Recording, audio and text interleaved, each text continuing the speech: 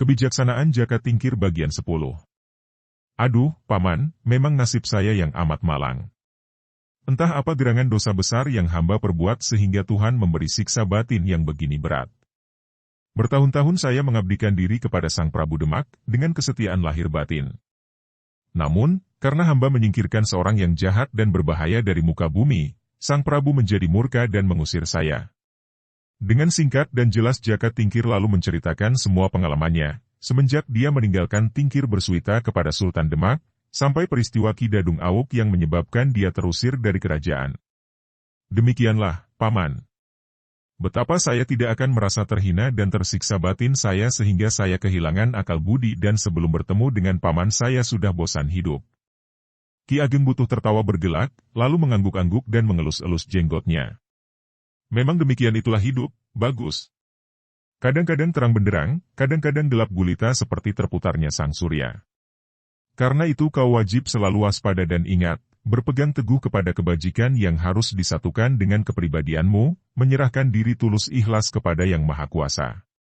Dikala kau diberi nikmat dan mulia, jangan sekali-kali kau terjerumus ke dalam jurang kepongahan, jangan menjadi sombong adigung-adiguna, mengandalkan harta dan kedudukan. Jangan dumeh, mentang-mentang, sewaktu berada di atas selalu menghina yang di bawah. Bahkan dikala kau menerima karunia yang melimpah-limpah dari Tuhan, pandanglah ke bawah dan limpahkan pula karunia itu kepada orang lain yang wajib kau tolong. Kelirulah kalau kau menjadi tinggi hati dan yakinlah bahwa semua hasil itu sesungguhnya hanya karena Tuhan memberkahimu dan adalah kehendak Tuhan agar berkah dan karunia itu kau bagi rata dengan orang lain yang membutuhkan pertolonganmu. Dengan demikian takkan sia-sialah karunia Tuhan itu kepadamu. Sebaliknya, apabila kau berada di dalam kegelapan, apabila kau berada dalam cobaan Tuhan atau mungkin hukuman karena kedosaanmu, jangan sekali-kali menjadi patah hati lemah semangat, jangan sekali-kali merasa nelongso lalu berputus asa. Lebih-lebih jangan sekali-kali menyangka bahwa Tuhan tidak adil kepadamu. Oh, itu keliru kulup, keliru sekali.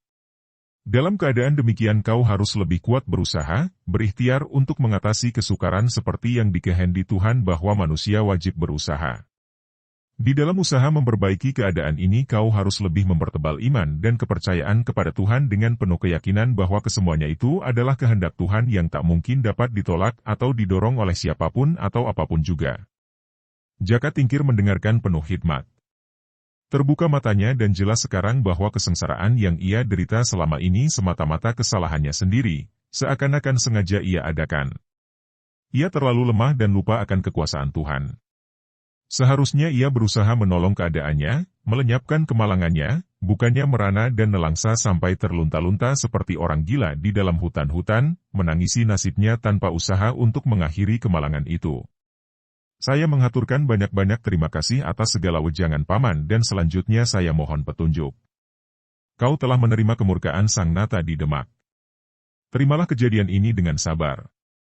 Tidak ada kesempurnaan dan hasil baik dapat tercapai tanpa melalui kegagalan dan kepahitan. Justru semua kepahitan ini merupakan gembengan hidup, merupakan pengalaman baik untuk bekal di hari kemudian. Tanpa mengalami kegagalan dan segala macam penderitaan dan kepahitan, bagaimana orang bisa menjadi masak jiwa raganya? Sekarang, kulup, karena aku adalah pamanmu sendiri, kalau kau suka marilah kau ikut denganku ke pondokanku di Butuh. Di sana kau boleh beristirahat sambil memperdalam ilmu batin dan berdoa kepada Tuhan semoga kemarahan Sang Nata di Demak kepadamu cepat-cepat padam. Percayalah, Angger, kelak akan ada wahyu padamu. Akan tetapi kau harus praitno dan waspada, gelombang penghidupan memang tidak selamanya tenang dan menyenangkan. Maka kau ingatlah selalu, jauhkan segala permusuhan pribadi. Jaga persatuan bangsa, jangan menuruti nafsu angkara murka hanya karena urusan pribadi yang remeh, lebih baik mengalah, karena mengalah bukan berarti kalah melainkan karena ingin menjaga persatuan adalah mengalah luhur dan bijaksana. Yang ikhlas memaafkan kesalahan semua manusia, karena bukankah sifat Tuhan adalah pengampun dan pemurah, pasrah jiwa ragamu kepada Tuhan di samping keterkuranganmu dalam usaha dan ikhtiar untuk menghindarkan segala kesulitan. Jaka Tingkir mentaati permintaan Ki Ageng Butuh dan ikutlah dia bersama kakek itu ke Dusun Butuh. Menurut keterangan Bapak Bagio, Pasarean, makam Ki Ageng Butuh terletak di Dusun Butuh, di tepi Bengawan Sala di daerah Asistenan Masaran Kabupaten Sragen, di mana terdapat pula petilasan Jaka Tingkir dan Ki Mas Monconagoro. Berbulan-bulan Jaka Tingkir berada di Dusun Butuh, menerima gembengan dari Ki Ageng Butuh. Sudah bulatkah hatimu untuk kembali ke Demak, Kuluk? Pada suatu pagi Ki Ageng Butuh bertanya ketika pemuda Tingkir datang menghadapnya untuk berpamit untuk pulang ke Demak. Sudah 7 bulan saya meninggalkan Demak, Paman.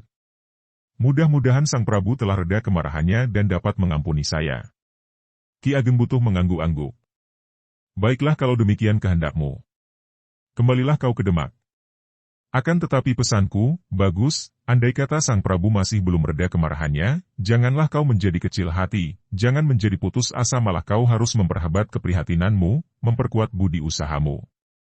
Setelah mendapat bekal berupa nasihat-nasihat berharga, Jaka Tingkir meninggalkan Dusun Butuh. Dengan penuh harapan ia menuju ke Demak. Dalam gembengan Ki Ageng Butuh selama beberapa bulan ini, tidak saja bertambah kedikdayaannya, juga imannya terhadap Yang Maha Kuasa menjadi kokoh kuat, semangatnya bertambah besar. Oleh karena hukuman yang dijatuhkan kepadanya berbunyi, tidak boleh datang di Demak kalau tidak dipanggil, maka tentu saja Jaka Tingkir tidak berani muncul di Demak secara terang-terangan. Menentang perintah raja dapat dianggap memberontak dan dosanya menjadi lebih besar lagi. Maka ia menyamar sebagai seorang petani, memasuki Demak dengan secara diam-diam. Pada pagi hari itu, 2 orang tamtama berkuda di pinggir kota yang sunyi. Mereka ini adalah Teja dan Bakri, 2 orang tamtama muda yang terkenal sebagai ahli-ahli panah, pelatih para tamtama lainnya dalam ilmu ini. Mereka hari mendapat kesempatan libur sehari maka mereka hendak bersenang-senang keluar kota. Dalam kegembiraan mereka, ketika melihat rombongan burung emprit terbang lalu. Teja segera mencabut anak panah dan memasang sebatang paha gendewanya. Mari kita berlatih, katanya. Gendewanya menjepret anak panah meluncur ke atas dan tak lama kemudian panah itu melayang jatuh dengan seekor burung tertusuk dadanya. Bakri tertawa senang. Orang akan menertawakan aku kalau melihat hanya kau seorang yang berhasil menurunkan burung yang sedang terbang. Kau lihat panahku. Orang muda itu juga memasang anak panah pada gendewanya, menanti sampai lewat serombongan burung gelatik. Cepat sekali ia menarik gendewanya, dan seakan-akan tanpa membidikkan lagi anak panahnya sudah meluncur ke atas dan menurunkan seekor burung gelatik yang juga tertusuk dadanya. Bagus sekali, Bakri. Seminggu yang lalu, masih terlalu kuat kau menarik gendewa sehingga burungnya tertembus anak panah. Bakri tertawa. Di dalam Yuda, baik anak panah kita menancap di dada atau menembusnya, sama saja. Yang sukar adalah melepas anak panah untuk mematikan nyali musuh, bukan orangnya. Kau benar. Mematikan nyali musuh tanpa melukainya memang amat sukar. Mari kita mencoba ilmu itu, kata Teja. Mana sasarannya? Tanya Barki. Seorang petani muncul di tikungan jalan dan membelok membelakangi mereka. Petani ini memakai ikat kepala. Kau lihat dia? Tanya Teja sambil menunding ke arah petani yang berjalan di depan mereka, ada 50 meter jaraknya. Bakri mengangguk, tapi tak mengerti maksud kawannya. Lihat kedua ujung ikat kepalanya yang menjungat ke kanan-kiri. Nah, kita melepaskan anak panah, kau memutuskan ujung kanan dan aku memutuskan ujung kiri ikat kepala itu. Bukankah nyalinya akan terbang tanpa melukainya? Bakri tertawa. Kalau yang mengajaknya berlatih bukan Teja, tentu ia menolak cara berlatih ini, karena sedikit saja meleset bidikan, petani itu tentu akan terkena anak panah dan bisa celaka. Namun ia sudah percaya penuh akan kepandaiannya sendiri dan percaya pula bahwa Teja dapat membidik sasarannya dengan tepat, maka sambil tersenyum-senyum dengan mata nakal, Bakri mengangguk dan memasang anak panahnya. Kuhitung sampai 3 kali, melepas berbareng dan mari kita lihat anak panah siapa yang mengenai sasaran lebih dulu, kata Teja yang segera menghitung. 1, 2, 3.